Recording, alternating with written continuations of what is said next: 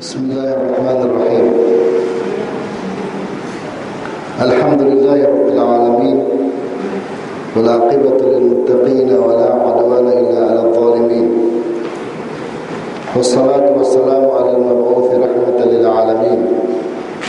Muhammadin wa 'ala alihi wa sahbihi ajma'in wa 'ala at-tabi'in lahum bi ihsanin ila yaumiddin. Amma ba'd. Assalamualaikum warahmatullahi wabarakatuh.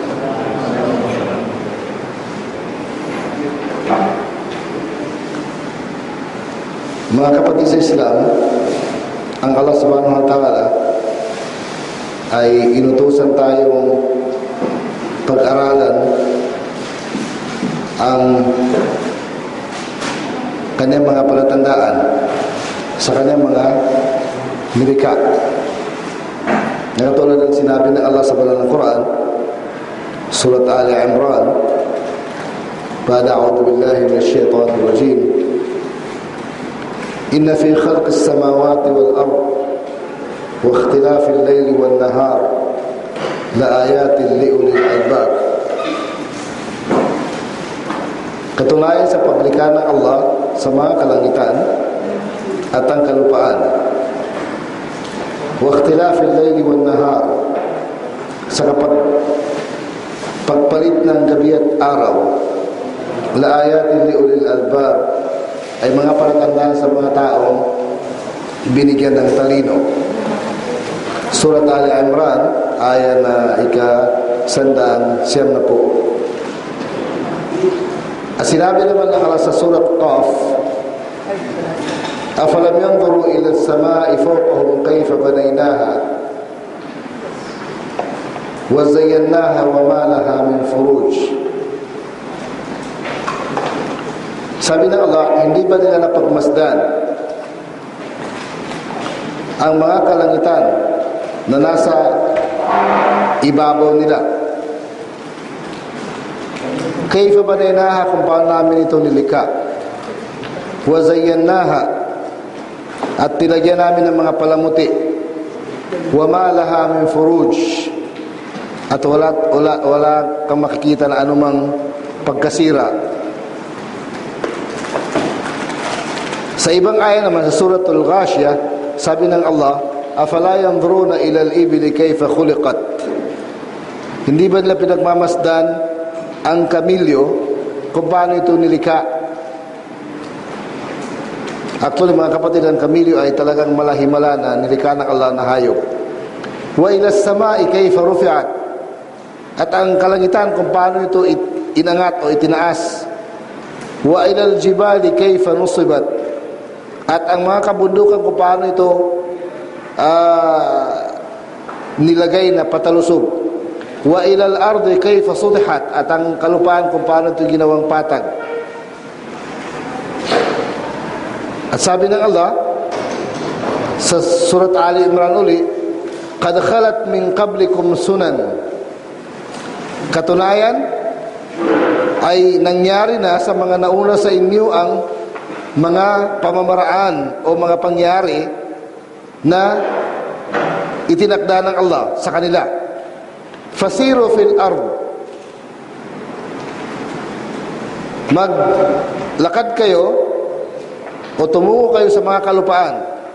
Fanduru kayfa kana aqibatul mukaddibin, at pagmasdan nyo kung paano ang nagiging hantungan ng mga taong hindi naniwala. Surat Ali Imran 137. Sa Surat Ghafir naman, sabi ng Allah, sunnatullahi allati qad khalat fi ibadihi. Ito'y pamaraan ng Allah na nakatakda na sa kanyang mga alipin. Wa khasira hunalikal kafirun, at tiyak nasa talunan ang mga walang pananampalataya.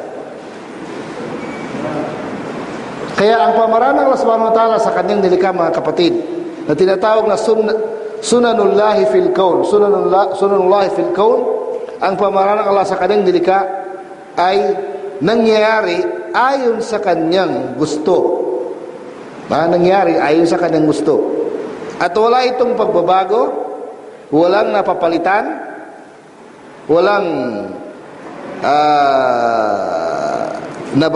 kumbaga walang naantala, hindi na nalihis, walang kinikilingan, walang lamangan, pari-pariho, at hindi maaari mangyari sa pamamagitan lamang ng mga pangarap o plano na hindi isinasagawa, kundi ito'y nangyari sa pamamagitan ng pagsagawa ng kung ano man ang ipinag-utos ng Allah. Ibig sabihin mga kapatid, kung anong gusto natin na mangyari sa atin ay nangyari kapag ito ay kapag sinunod natin ang kagustuhan ng Allah subhanahu wa ta'ala. Kaya sinabi ng Allah sa banal na Quran, fahal yanzuruna illa sunnatal awwalin. Di ba karapat-dapat na pagmasdan nila kung ano ang nangyari sa mga naunang mga tao, mga sinaunang mga tao? Falan tajida li sunnatillahi tabdila. Kailanman ay wala kayong makikita na pagbabago sa pamamaraan ng Allah.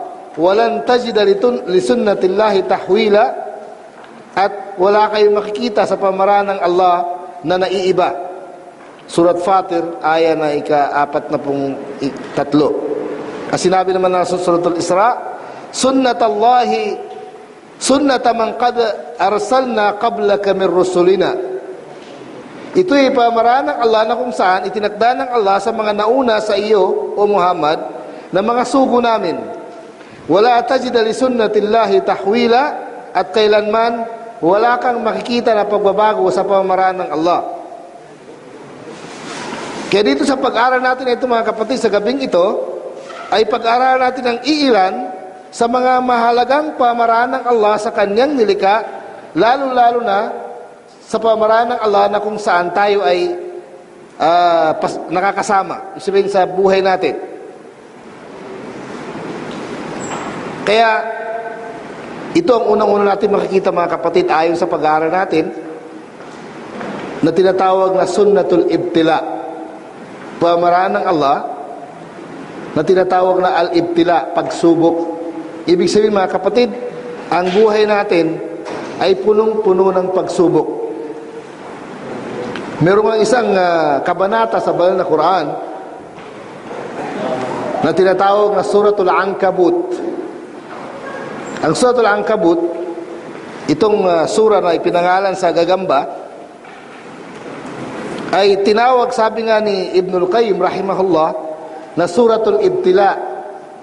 Kabanata na ang kanyang ipinapaliwanag ay patungkol sa kung paano sinubok ng Allah ang kanyang mga nilikha, o lalo-lalo na ang mga tao. Kaya sa umpisa pa lang ng aya o sura, sa unang-unang aya ng sura, sabi ng Allah, Ba'da a'udhu billahi minash shaitanir rajim, bismillahirrahmanirrahim, Alif Lam Mim. Ahasiban nasu ay yutraku ay yaqulu amanna wa hum la yuftanun. Iniisip ba ng mga tao na pababayaan na lang sila pagkatapos silang sabihin na naniwala na kami, kasi pagkatapos silang paniwalaan ang Allah subhanahu wa ta'ala, iniisip pa nila, sabi ng Allah, pagkatapos silang sabihin na naniwala na kami sa Allah at hindi na sila susubukin pagkatapos nito. Walaqad fatanna alladhina min qablihim, katunayan sinubok namin, sabi ng Allah, ang mga nauna sa kanila. Ibig sabihin, lahat ng mga taong nilikha ng Allah na nauna sa atin ay sinubok sila sa iba't ibang uri ng pagsubok. فَلَيَعْلَمَنَّ اللَّهُ الَّذِينَ صَدَقُوا وَلَيَعْلَمَنَّ الْكَاذِبِينَ, upang magiging lantad na may pakita sa Allah subhanahu wa ta'ala ng mga taong yaon na sinubok kung sino ang totoo, sino ang hindi totoo. Ibig sabihin mga kapatid, itong paniniwala natin ay mapapatunayan kung gaano tayo katotoo sa ating mga sarili kapag tayo sinubok. Kapag walang pagsubok, ay di mapapatunayan kung gaano katibay ang ating paniniwala o kung gaano katotoo. Na ito is sunnatullahi fil kawn, pamamaraan ng Allah sa kanyang nilikha, na kung saan tayo ay ginagawa natin sa buhay natin, alam man natin ito o hindi. Katulad nga lang sa larangan ng pag-aaral, ay kapag kailangan mo ng diploma, elementary man o high school o kolehiyo, ay kailangan mo na examination. Kaya ito yung pagsubok na tinatawag, mga kapatid, yung examination. Kaya katulad sinabi ko kanina, mga kapatid, sabi ni Ibnul Qayyim rahimahullah, sabi na itong sura na ito, na Suratul Ankabut, ay dito pinaliwanag ng Allah sa pinakasimpleng paraan kung paano sinubok ang mga naunang mga tao. Kaya nabanggit dito sa sura na ito, una-una, ang pagsubok ng Allah subhanahu wa ta'ala kay Nuh alayhis salam, na kung saan siya ay nanatili sa kanyang sambayanan na nagpapahayag ng mensahe ng Allah sa loob ng 950 taon, at makikita natin kung paano sinubok ng Allah si Nuh alayhis salam, na kung saan ang kanyang sambayanan hindi nakikinig sa kanya. Pinagtatakpan lang kanilang mga tainga, pinagtatakpan lang kanilang mga mukha, at tinatalikuran nila palagi at kinukutya nila si Nuh. Kaya sa loob ng mahigit 900 na taon na ito, mga kapatid, ay mangilan-ngilan lang ang naniwala kay Nuh. Kaya malaking pagsubok, di ba? At siyempre, sinubok din ng Allah yung mga sambayanan ni Nuh doon sa kung paano maniwala ba sila o hindi. Kumbaga siyempre, si Nuh alayhis salam, ano man ang nakakita niya sa kanila, ay hindi siya sumuko. Patuloy na siyang nagpapalaganap o namamahagi ng mensahe ng Allah, at hindi siya nanghina. Siya napakatatag. Kaya pagiging matatag ni Nuh alayhis salam, ay yun ay pagsubok din doon sa mga tao kung sila susunod ba o hindi. Subalit hindi sila sumunod, kaya sinubok sila ng Allah subhanahu wa ta'ala sa isang matinding parusa, na ito ay nangyari ang dilubyo. Halos, o pinatin sabihin, buong Arabia, o labas pa sa, sabihin, lumagpas pa sa labas ng Arabia, itong tinatawag na Arabia, o sa gitnang silangan, ay talagang na inabutan ng, sabihin, tubig na talagang wala kang makikita. Talagang lumubog lahat. Kaya pagsubok yun sa kanila dahil sa hindi sila naniwala. At nabanggit din sa sura na ito ang pagsubok ng Allah subhanahu wa ta'ala kay Ibrahim alayhis salam, kung paano ang ginawa ng kanyang sambayanan sa kanya, na sinubok din sila, yung mga sambayanan ni Ibrahim alayhis salam, sa pamamagitan ni Ibrahim alayhis salam, kung paano naman sila susunod, kung susunod ba sila o hindi. Kaya pagsubok sa kanila si Ibrahim alayhis salam, at pagsubok naman sila kay Ibrahim alayhis salam, at doon ay ibig sabihin parehong pagsubok. At nabanggit din ang pagsubok na ginawa ng Allah subhanahu wa ta'ala kay Lut alayhis salam. Nabanggit din sa surang ito ang pagsubok ng Allah kay Lut alayhis salam, at kung paano rin pinarusahan ng Allah ang sambayanan ni Lut na hindi naniwala sa kanya. Nabanggit din dito ang pagsubok kay Shuaib alayhis salam, isa rin sa mga dakilang sugat propeta ng Allah, na sinubok sila. Sa pamagitan ni Shuaib ay sinubok sila kung susunod pa sila o hindi, at karamihan sa kanila hindi sumunod, at sila doon lang kumpisa sa kanila sa mga sambayanan ito, na kung saan doon ipinadala ng Allah si Shuaib ang pandaraya sa negosyo, pandaraya sa sukat, pandaraya sa timbang. Kaya dito nag-umpisa yung mga pandaraya na kung saan laganap mula noon hanggang ngayon. Hanggang ngayon. Yung pandaraya sa business o sa negosyo ay nag-umpisa sa panahon ni Shuaib, at hanggang ngayon ay nangyari. Kaya sinubok din sila ng Allah subhanahu wa ta'ala, pinarusahan din sila ng Allah subhanahu wa ta'ala itong sambayanan ni Shuaib alayhis salam. At nabanggit din dito, mga kapatid, kung paano sinubok ang sambayanan ni Ad, sambayanan ni Thamud, sambayanan ni Qarun at saka si Firaun, ganoon din si Haman at ang kanilang mga sundalo, kung paano sila sinubok, at kung paano sinubok ng Allah subhanahu wa ta'ala si Musa alayhis salam, at saka si Isa alayhis salam. At nabanggit din dito kung paano sinubok ng Allah subhanahu wa ta'ala si Prophet Muhammad sallallahu alaihi wasallam sa pamamagitan ng mga musyrik sa Makkah, na kung saan sila ay napakatigas ang puso.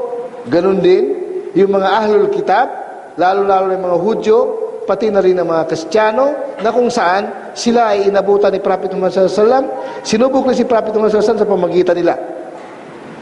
Kaya yung mga tagasunod ni Prophet Muhammad sallallahu alaihi wasallam noon, sabihin yung mga naniwala sa kanya sa umpisa ng kanyang pagiging propeta, ay sinubok din, hanggat sa sinubok siya sa pamamagitan ng tinatawag na hijra, pang-ibang bayan. Siyempre mga kapatid, isang malaking pagsubok na sa isang tao na iiwanan niya, ayaw niya sa gusto, ang kanyang sariling bayan. Kaya sinubok ng Allah subhanahu wa ta'ala ang mga tagasunod ni Prophet Muhammad sallallahu alaihi wasallam noon sa tinatawag na pang-ibang bayan, na kung saan, sabi nga ng mga dalubhasa ng Islam, yung mga scholar ng Islam, sabi nila, itong pagsubok na ito na pang-ibang bayan dito sa daigdig ay bilang pagsubok din sa atin lahat kung paano naman tayo mangibang bayan, hindi lang sa daigdig kundi mula sa daigdig patungo sa kabila, sa kabilang buhay. Kaya mula sa maliit na paglipat dahil dito lang sa mundo at tungo sa malaking pagbabago ng ating buhay, dahil magmumula tayo dito sa mundong ito at tutungo tayo sa walang hanggang buhay, na kung saan yun ang dapat natin paghandaan.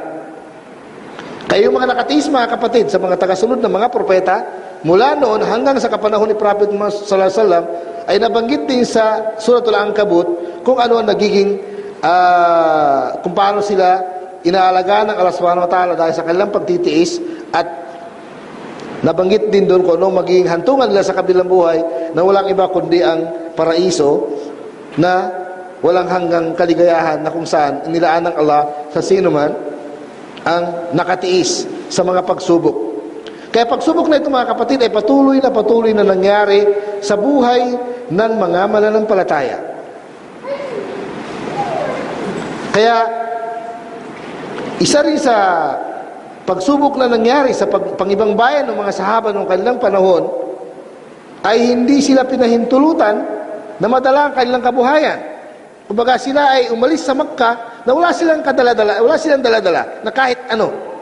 Kumbaga malaking pagsubok talaga.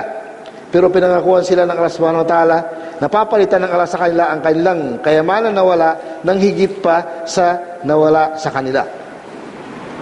Kaya itong pamaraan ito ng Allah subhanahu wa ta'ala, mga kapatid, na pagsubok, na kung saan nangyari sa atin araw-araw, oras-oras, ito ay pamaraan ng Allah na walang pagbabago.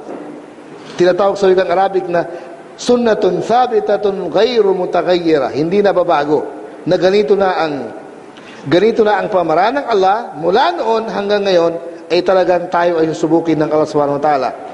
Kaya nabanggit sa sira ni Prophet Muhammad sallallahu alaihi wasallam, doon sa paliwanag ni Waraka ibn Nawfal, nung nalaman niya na dumating sa Prophet Muhammad sallallahu alaihi wasallam si Jibril alayhis salam, ano ang sabi ni Waraka ayon sa hadith na nabanggit sa Sahih al-Bukhari? Sabi ni Waraka, ya laytani fiha gid'an laytani akunu hayyan id yukhrijuka qaumuk. Sabi niya pagkatapos ikwento ni Khadija ang nangyari kay Prophet Muhammad sallallahu alaihi wasallam, at naikwento rin kasama si Prophet Muhammad sallallahu alaihi wasallam nagkwento, pagkatapos ng ikwentong dalawa ang nangyari, na pagdating ni Jibril sa kanya na kumbaga hindi pang karaniwang pangyari na nangyari kay Prophet Muhammad sallallahu alaihi wasallam, pagkatapos ng ikwento, anong sabi ni Waraka?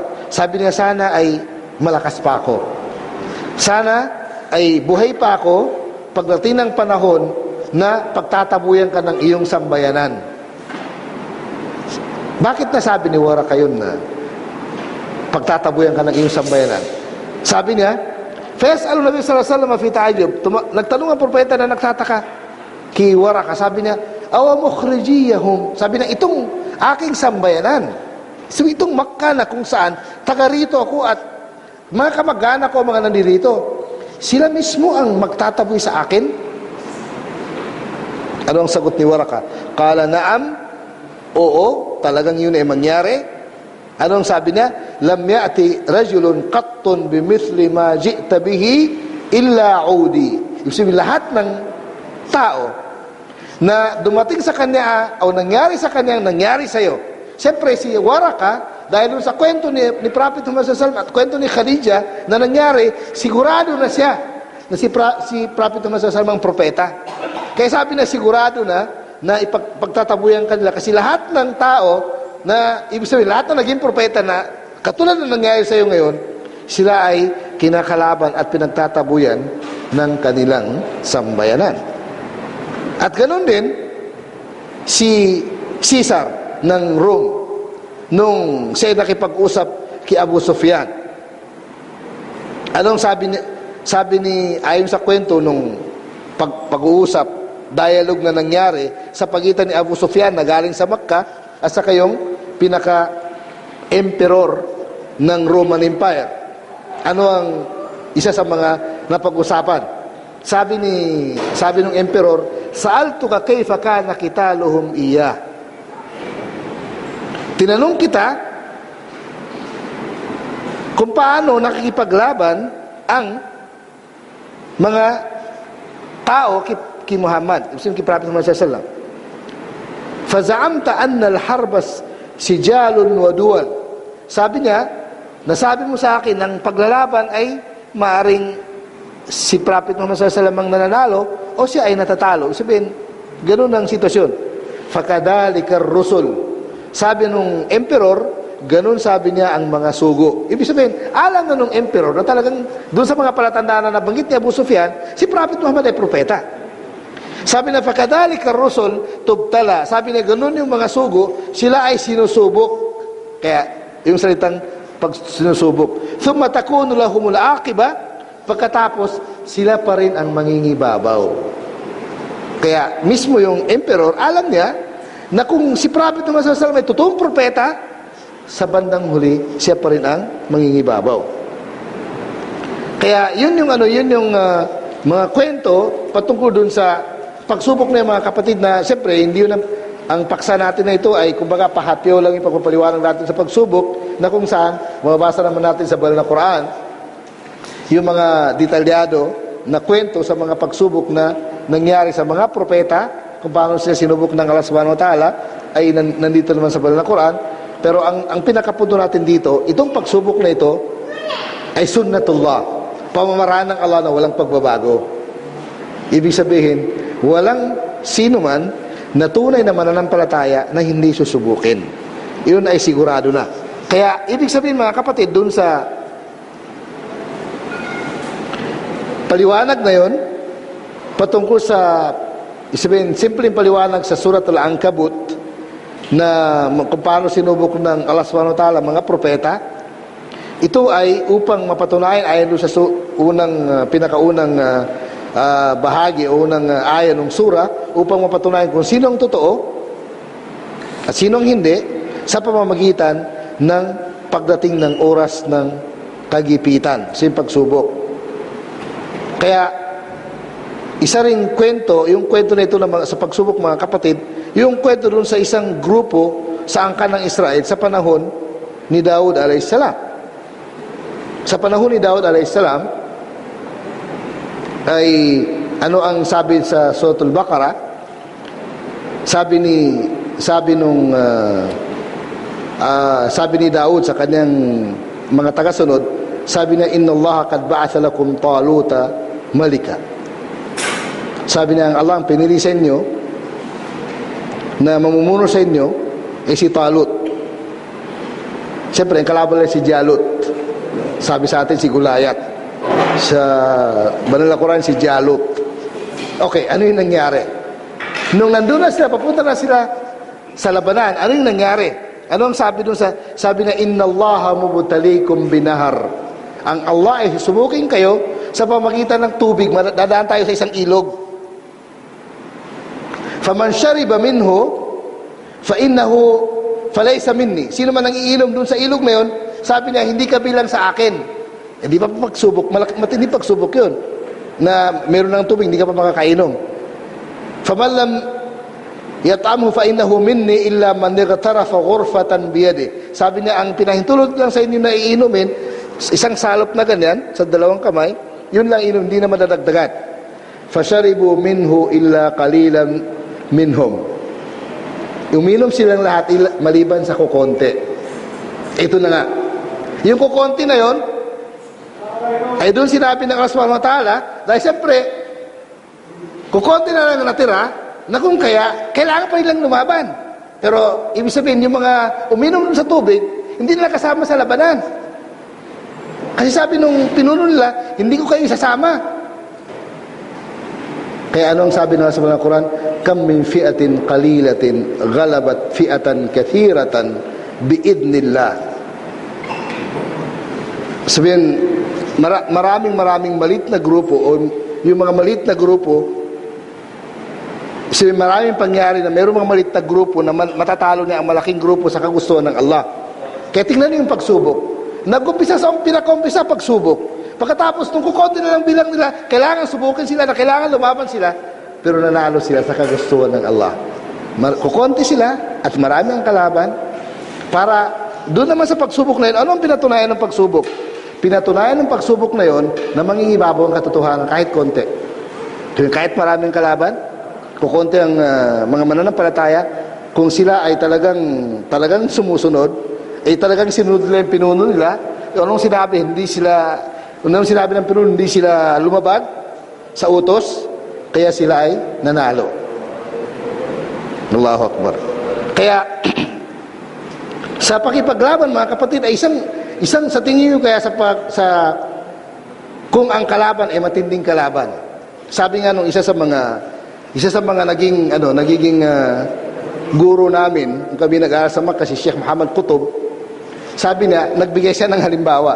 Sabi niya, kung sakali sa isang grupo ng sa isang grupo ng sundalo na nakikipaglaban, sabihin, isang grupo ng sundalo na lulusob sa kalaban, at alam niya na matindi ang kalaban, sabi niya, alin ang tama na gagawin nung pinuno nung sundalo ng mga Muslim na lalaban, na alam niya matindi ang kalaban? Kumbaga, tama ba na hindi niya siya bibigyan ng matinding training at hindi niya paghandaan ng matinding paghanda? O kailangan bibigyan sila ng talagang matinding training at matinding paghanda? Siyempre, doon sa matinding paghanda, sa isang sundalo, mahirap. Kasi matinding training eh. Samantalang kung okay lang, hindi siya mahirapan. Pero ano ang magiging resulta kapag hindi sila pinaghanda? Matatalo sila. Kaya yung nangyari sa grupo na ito nung panahon ni Daud alayhis salam, ay talagang sinubok sila ng matinding pagsubok. Pero dahil sa nakayanan nila, kahit kukunti lang sila natira, nakayanan nilang sundin na ano man ang sinabi ng pinaka-commander nila, kaya sila ay nanalo. Kaya yun, doon lumitaw, doon lumabas yung versikulo ng Quran na sinabi nila sa Surah Al-Baqarah, kam min fi'atin qalilatin ghalabat fi'atan kathiratan biidnillah. Sabihin, maraming maliit na grupo na matatalo ng malaking grupo sa kapahintulutan ng Allah, dahil yung maliit na grupo na yun ay pagkatapos silang subukin, saka sila isasabak sa labanan. Kaya nabanggit na rin natin yung ibig sabihin, yung pagsubok na yon. Ano ang kasunod na sunnatullah sa buhay natin, mga kapatid? Tinatawag na at-tamhis. Ay ibig sabihin ng tamhis, mga kapatid, pagsasala, sinasala. Sasalain kung sino ang matitira, yun ang matibay. Kaya itong pagsasala sa mga tao, sinasala yung mga tao kung sino ang totoo, ay karugtong kaagad ng pagsubok. Ibig sabihin, sa pamagitan ng pagsubok na yun, yun na rin ang pagsala sa mga tao kung sino ang manatili. Kaya kasama kaagad nung tinatawag na al-ibtila. Kaya dito, sa pamagitan ng pagsubok na ito, mga kapatid, ay lilitaw kung sino ang matatag ang kanyang paniniwala mula sa kanyang puso na nasa kanyang dibdib. Anong sabi ng Allah sa Banal na Quran, Surah Al-Imran uli? Sabi ng Allah, وَلْيَبْتَلِيَ اللَّهُ مَا فِي صُدُورِكُمْ upang subukin ng Allah ang inyong mga puso o inyong mga ano man ang nasa yung mga dibdib, sabihin inyong mga puso, inyong kalooban. Waliyumahhisa ma fi qulubikum, at upang salain kung gaano katotoo ang nilalaman ng inyong mga puso. Wallahu alimun bidatis sudur, at ang Allah ang higit na nakakaalam kung ano ang nilalaman ng inyong mga puso na nasa inyong mga dibdib. Ibig sabihin, sa pamamagitan ng pagsubok na yon ay masasala na kung sino ang matatag, sino ang totoo, sino ang matibay, ay mapapatunayan na sa pamamagitan ng pagsubok na yon. Sa isang ayat pa sa Surah Al-Imran, sabi ng Allah, "Ma kana Allahu liyadara al-mu'minina ala ma antum alayh." Ang Allah subhanahu wa ta'ala hindi niya papabayaan ng mga mananampalataya sa kung ano ang sitwasyon nyo ngayon, hatta yamizal khabitha min at-tayyib, hanggat mapaghiwalay niya ang marumi mula sa malinis o malinis mula sa marumi. Ibig sabihin ng malinis, yung malinis ang puso, malinis ang paniniwala. Yung marumi, yung walang pananampalataya. Kaya talagang sinusubok. Sabi ni Ibn al-Qayyim rahimahullah, "Ma kana Allahu liyadarakum ala ma antum alayhi min iltibasil mu'minina bil munafiqin." Kumbaga, sabi niya, ayon sa paliwanag ni Ibn al-Qayyim sa ayang ito ng Surah Al-Imran, sabi niya, hindi kayo iiwanan ng Allah, pabayaan ng Allah, na manatili na naghalo ang mga mananampalataya at saka mga hipokrito. Siyempre kasi yung mga hipokrito, na akala natin ay mga Muslim, yung pala hindi totoo. Kaya sabi ng Allah, ayon sa paliwanag ni Ibn al-Qayyim, sabi niya ang Allah, hindi kayo pabayaan na manatiling naghalo ang mga totoo at saka yung hindi totoo. Sabihin, tunay na mananampalataya at saka mga munafik. Hatta yamiza ahlal iman min ahli nifaq, hanggat malilitaw kung sino ang tunay na mananampalataya mula sa mga mula sa mga hipokrito. Ay ito yung mangyari ito, sabi niya, sa pamagitan ng pagsubok. Kaya katulad nga nung nangyari sa panahon ni Prophet Muhammad sallallahu alaihi wasallam sa labanan sa Uhud, dahil sa nung dumating na yung kalaban na galing sa Makkah, ay nagutos na ang Propeta sallallahu alaihi wasallam sila ilalabas sa Madina, lalabas sila pupunta sa Uhud, dahil kasi ang unang lisyon ng Propeta doon na lang sila.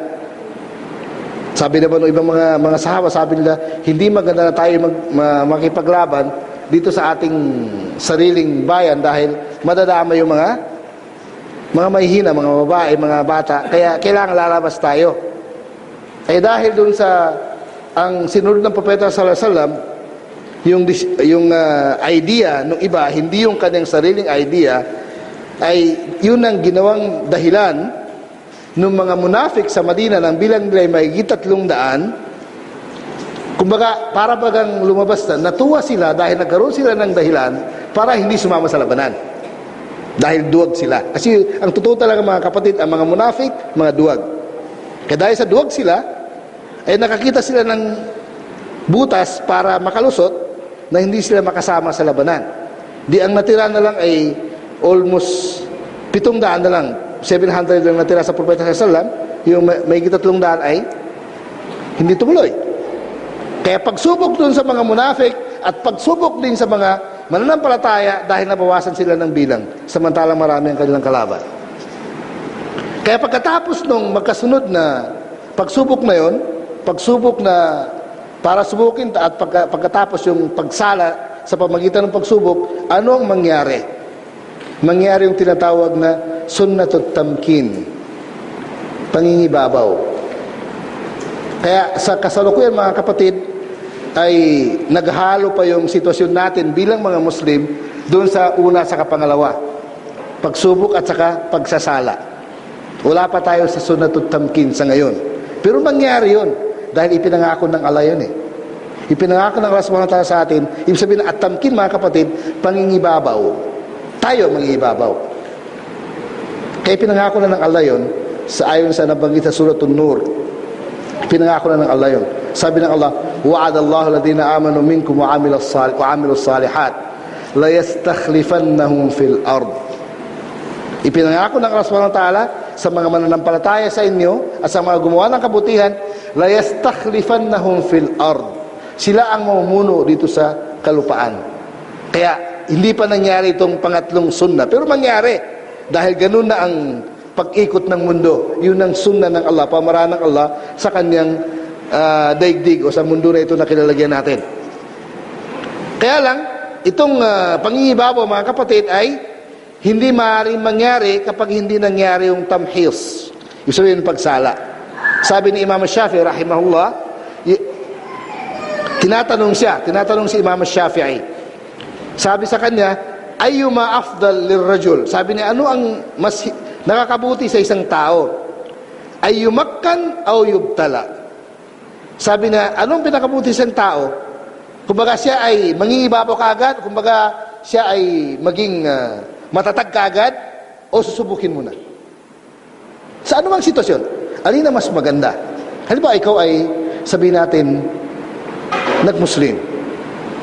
Alin ang mas, yun ang tanong kay Imam Shafi'i.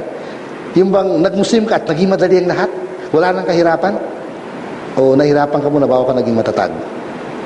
Anong sagot ni Imam Shafi'i? Sabi niya, la yumakkan hatta yubtala. Hindi siya mangingibabaw hanggat hindi siya masubukan. Kaya ibig sabihin, hindi ka maging matatag na kontrolado mo lang lahat hanggat hindi ka nasubok. Fa inna Allah, sabi ni Imam Shafi'i, fa inna Allah ibtala Nuhan, dahil sabi ng Allah, sinubok niya si Nuh, wa Ibrahim, si Ibrahim alayhisalam, wa Musa, si Musa alayhisalam, wa Isa wa Muhammad alayhimussalatu wassalam. Sabihin lahat sila, ito ay sinubok. Falamma sabaru, nung sila ay naging matatag pagkatapos ng pagsubok sa kanila, makkanahum. Pinatatag sila ng Allah Subhanahu wa ta'ala, sila ay nangibabaw. Fala yudhan, sabi ni Imam Shafi'i, fala yudhannu anna ahadan annahu yakhlusu min al-alamil batta. Sabi na hindi natin maaaring isipin na sa sino mang tao na nasa tamang pananampalataya ay hindi na siya mahihirapan. Kumbaga sila ay kaagad makaligtas na, walang kahirap-hirap. Dahil sabi niya, fahadihi sunan murtabitatun ba'duha bi ba'd. Sabi na itong pamaraan ng Allah ay magkakadugtong-dugtong. Sabihin, hindi pwedeng mauna yung isa. Kaya sabi niya, fala tamkina bila tamhis. Hindi maaring mangingibabaw ang sino mang mananampalataya kapag hindi pa siya nasala. Wala tamhisa binabtila. At hindi naman masasala kung walang pagsubok. Kaya sabi niya, idmata tahaqqaqat awailuha tahaqqaqat awakhiruha. Sabihin, kapag nangyari yung una na pamaraan ng Allah, ay mangyari din yung kasunod. Ngayon mga kapatid, ano yung pang-apat na pamaraan ng Allah Subhanahu wa ta'ala na nangyari sa atin? Tinatawag na sunnatut taghyir, ang pagbabago. Sabi ng Allah sa Quran, inna Allaha la yughayyiru ma biqaumin hatta yughayyiru ma bi anfusihim. Ang Allah ay hindi niya binabago ang kalagayan ng sino mang sambayanan hanggat hindi nila binago ang kanilang mga sarili. Suratul Ra'd aya na 11. Ibig sabihin ng Allah Subhanahu wa ta'ala, hindi niya babaguhin ang sitwasyon ng sino mang grupo, anumang sambayanan hanggat hindi nila binago ang kanilang mga sarili. Kaya kapag nakita nila na kapag sila ay nagbago, tiyak merong pagbabago na pangyari. Kaya kapag ang pagbabago mga kapatid ay papunta sa mas mabuti, mas nakakahigit, ang resulta ay mas mabuti rin. Subalit ang pagbabago ay sa halip na pataas ay papunta sa baba, ang resulta ay mas matindi rin. Kumbaga mas matindi rin na nagpapatunay na yung tao na nagbabago. Katulad ngayon ng sitwasyon mga kapatid. Ang sitwasyon ng mga Muslim ngayon ay hindi pa matatag. Kaya nandun pa yung pagbabago na may mga tao na nagbabago papunta sa mabuti, meron namang papunta sa masama. Kaya yung mabuting pagbabago, mabuti rin ang resulta. Ang masamang pagbabago, masama rin ang resulta. Yun ang ibig sabihin. Kaya ang Allah subhanahu wa ta'ala pinaliwanag sa atin na hindi niya babaguhin ang kanyang biyaya sa atin ay ibinigay sa atin hanggat hindi natin binago ang ating sarili. Kaya kapag binago natin, kung sakaling nangyari sa mga tao na yung pagsunod ay napalitan ng paglabag, yung pagpapasalamat napalitan ng pagsuway, ibig sabihin, mula sa mabuti, papunta sa masama, ang resulta rin ay siguradong maging masama. Subalit, kapag ang pagbabago ay mula sa mabuti, mula sa masama, papunta sa mabuti, ang magiging resulta rin ay mabuti. Kaya ganun ang nangyari ganun ang sitwasyon ngayon mga kapatid, na katulad sinabi natin kanina, sabi ng Allah, inna Allah la yughayyiru ma biqaumin hatta yughayyiru ma bi anfusihim. Katunayan ng Allah ay hindi niya babaguhin ang kalagayan ng anumang sambayanan o sinumang sambayanan hanggat hindi nila binago ang kanilang mga sarili. Wa idha arada Allahu biqaumin su'an, at kung sakali na nais ng Allah na mapasama ang isang sambayanan, fala maraddalah, ay walang makapagbabalik sa kanya wala makapagbabago, makapagpigil nung gusto ng Allah na mangyari. Wa ma lahum min dunihi miwal, at kailanman yung mga tao na yon na sa halip na naging mabuti, naging masama, wala na silang sasandalan maliban sa Allah subhanahu wa ta'ala. Ano ang sabi ni Imam Qurtubi, isa sa mga mufassirun, tagapagpaliwanag na banal na Quran, dito sa ayah na ito, sabi niya, akhbar Allah ta'ala fi hadhihi al-ayah annahu la yughayyiru ma biqaumin hatta yaqa minhum taghyirun. Sabi na katunayan ng Allah, ayon sa pagkasabi ni Al-Imam Al-Qurtubi, sabi na katunayan ng Allah ay sinabi sa atin sa pamamagitan ng ayah na ito na hindi na babaguhin ng anuman ang sitwasyon ng isang sambayanan hanggat hindi nila binago ang kanilang mga sarili. Imma minhum. Sabi na maaaring ang pagbabago ay magmumula mismo sa kanila, o minan nadhiri lahum, o ayon sa nakikita ng mga tao na nakatingin sa kanila, o mimman huwa minhum bisabab, o dili kaya ay sa pamagitan nila na sa isang bagay na ginawa nila na yun ang naging dahilan ng kanilang pagbabago. Na ibig kama ghayyara Allah bil munhazimina yawma Uhud bisababi taghyiri ar-rumati bi anfusihim ila ghairi hada min al-amthila. Sabi na katulad nung nangyari sa labanan sa Uhud, na kung bakit hindi sila nanalo dahil dun sa paglapag nila sa utos ni Prophet Muhammad sallallahu alaihi wasallam, yung mga tagapana. Nasabi ng Propeta sallallahu alaihi wasallam, ano man ang mangyari, manalo tayo, matalo tayo, wag kayong umalis sa inyong kinalalagyan. Nakita nila na mukhang panalo na sila, kaya sila umalis.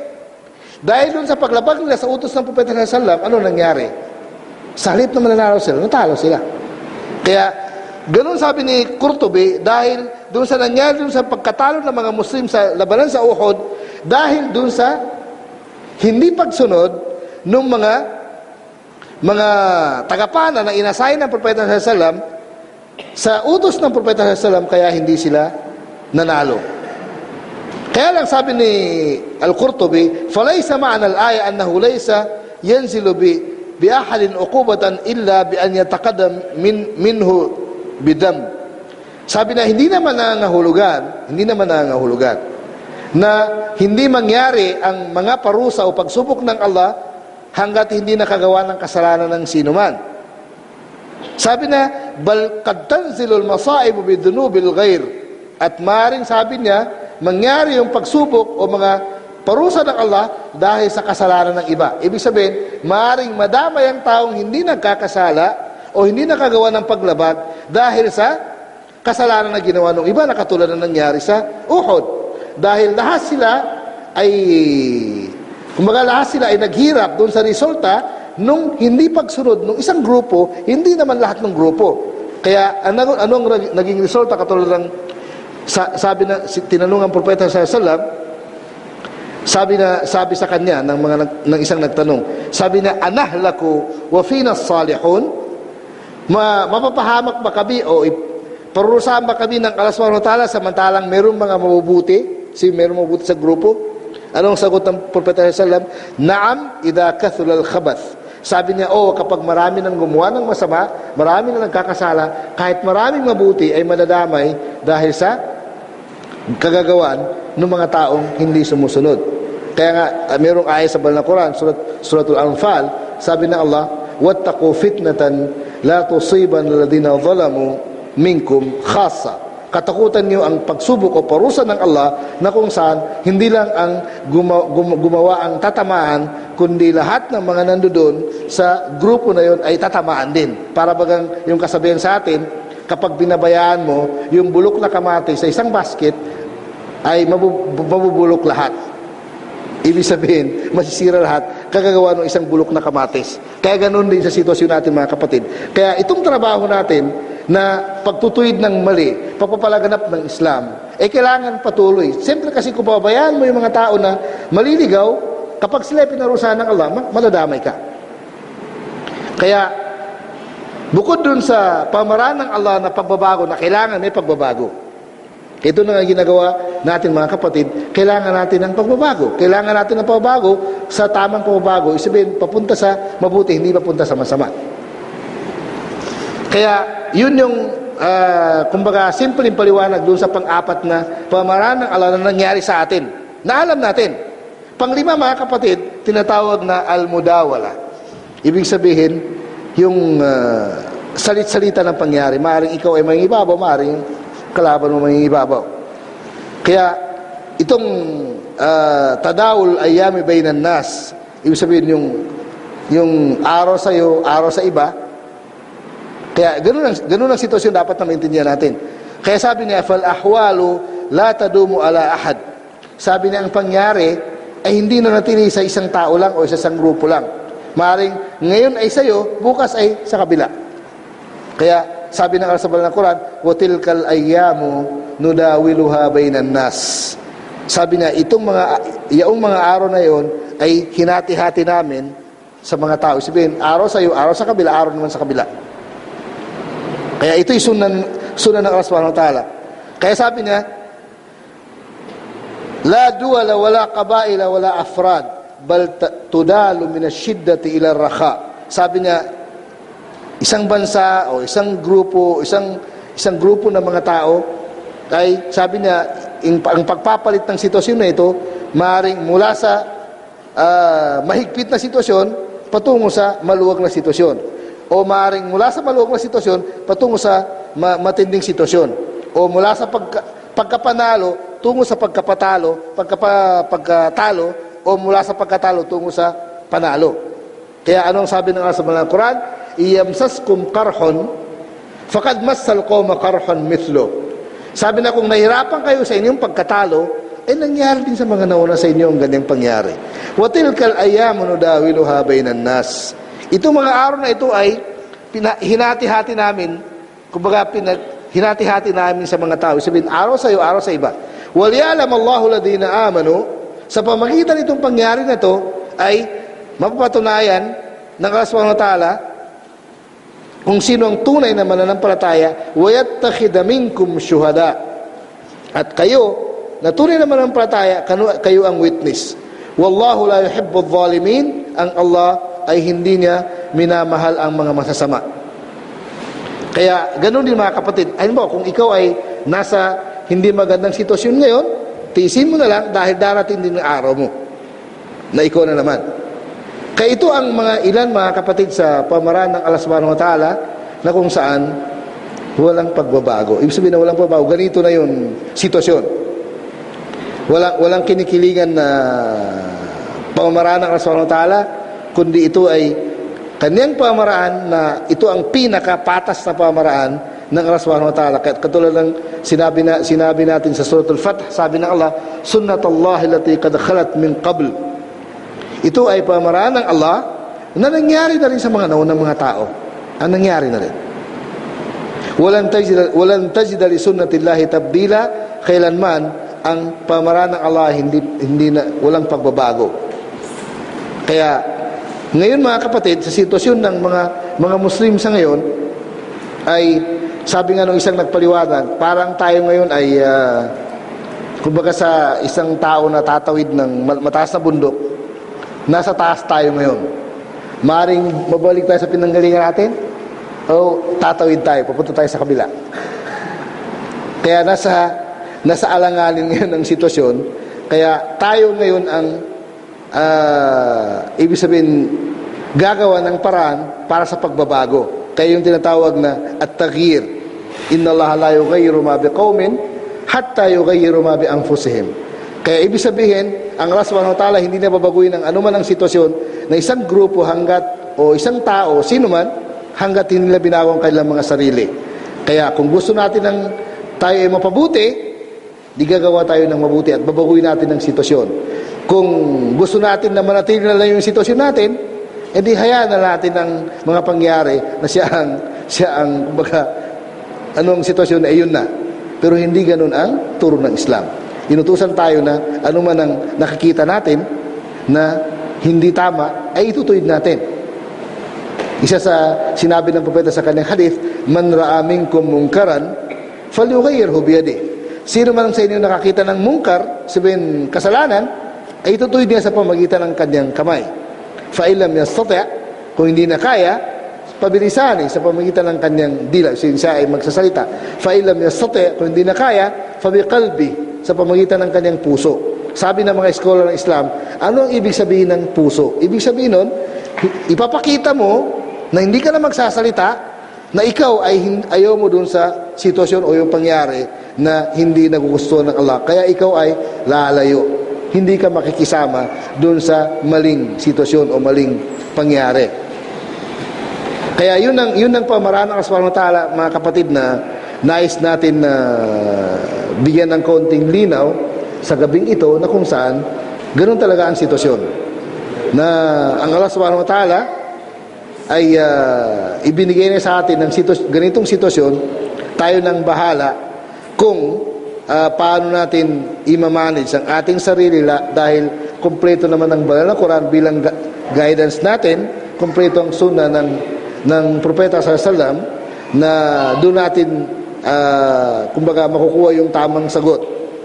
Katulad nga nung mga pangyari sa atin sa Pilipinas, na kumbaga may mga kapatid tayo na hindi natin sila sinisisi, pero dahil sa kanilang kumbaga nice na ang pagbabago, kaso nga lang hindi yung pagbabago na kumbaga ginawa ng propeta sallallahu alaihi wasallam, kaya hindi sila nagtagumpay. Kaya isang pangyari nga na isang kapatid nagsabi sa atin, sabi niya, kailangan mas maganda siguro kausapin yung mga kapatid na yun na gumagawa ng grupo sa Luzon. Sabi ko sa kanila, mga kapatid, kailangan balikan natin ang sira ng propeta sallallahu alaihi wasallam. Ano naging sitwasyon sa panahon ng propeta sallallahu alaihi wasallam? Hanggang doon sa pagsubok na yun na matinding sitwasyon na sila ay nasa Makkah, hindi ka mo na mag-isip na gagawa ng anumang hakbang na maaring matinding gawain na maaring ikapapahamak mo. Ibig ko sabihin yung pakipaglaban. Kaya hindi nakinig yung mga kapatid. Yan nangyari yung inaasahan. Hindi natin sabihin na hindi inaasahan. Talagang inaasahan na mangyari. Kasi hindi ganun ang sunnah ng propeta at hindi ganun ang sunnatullahi fil kaun, pamaraan ng Allah. Kailangan maintindihan natin ang sitwasyon, mga kapatid, dahil doon natin ibabase ang ating dapat na gagawin. Kaya sa mga ganitong pamaraan na naipaliwanag sa atin ng banal na Quran, naipaliwanag sa atin ng mga dalubhasa ng Islam, ay itong pinaka-guide natin na ganun talaga ang sitwasyon. Ngayon ay halos nandun pala tayo sa umpisa, pagsubok, at nandun na rin yung pagsasala, nasasala na rin ng pakonti-konti. Pero magkasama kasi at magkasunod yung dalawa na yun, kaya nandun pa tayo sa pagsubok, pagsala, pero sa pangingibabaw ay medyo malapit na rin, natatanaw, pero wala pa tayo doon. Yun ang totoo. Yun ang totoo, mga kapatid. Kaya yun ang sitwasyon natin na dapat natin maintindihan para makagalaw tayo ng tamang galaw, tamang kilos. Kaya ang pinakasolusyon mga kapatid ay babalikan natin ang Quran, babalikan natin ang sunnah ng Propeta sallallahu, babalikan natin ang sira ng Propeta sallallahu, babalikan natin yung mga nangyari sa mga naunang mga tao, dahil yun ang totoo na walang pagbabago. Walang pagbabago sa ano man ang nangyari sa panahon ng Propeta. Huwag mong sabihin na hindi. Ngayon ang technology iba na. Hindi. Technology iba na, oo. Pero ang tao, yung pa rin ang tao eh.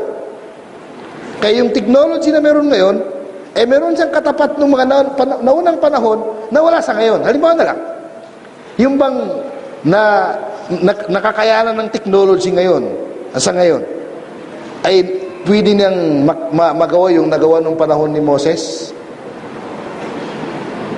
yung mga panahon ni Saleh, nakapagtayo sila ng mga bahay yung bundok na bato, ginawa nilang mansyon.